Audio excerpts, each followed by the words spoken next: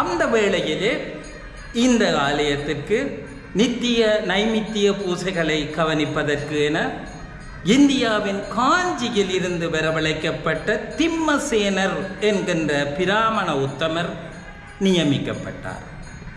இவரை தொடர்ந்து புங்குடுதீவில் இருந்து வந்து அராலியில் குடியேறிய சரவணை ஐயர் என்ற பிராமணர் இந்த கோவிலது பூசைகளை கவனித்து வந்தார்.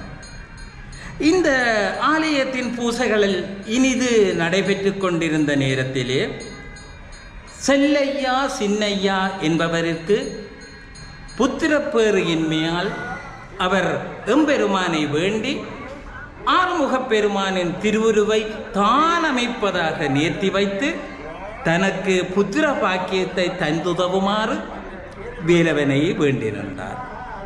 தனது சித்தப்படி ஆறுமுகப் பெருமானை வள்ளி தெய்வ யானை சமேதரராய் மயில் மேல் இருந்த பாவனையில் உருவாக்க எண்ணினார் ஐயர். ஆனால் எம்பெருமான் சித்தமோ அது வேறாக அமைந்துவிட்டது. 1886 ஆண்டிலே கனவில் தோன்றிய எம்பெருமான் தான் நின்ற பாவனையில் திருச்செந்தூரில் இருப்பதை போன்ற தோற்றத்திலே வண்ணார் பண்ணையிலே ஸ்தபதி வீட்டில் அமையப் போவதாக கூறி அருளினார். எண்ணியது ஆறுமுக பெருமானாக, ஆனால் எம்பெருமான் விரும்பியது நின்ற பார்வையில் நின்ற பாவனையில் திருச்செந்தூரில் அமைந்த வேடத்திலே.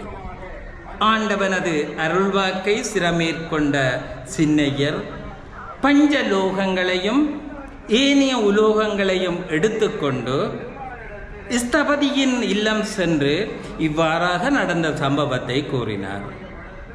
ஆலயத்தை அடைந்த ஐயர் விக்கிரகத்தின் அளவு பிரமாணத்தை வேண்டி இறைவனிடம் விண்ணப்பம் செய்தார்.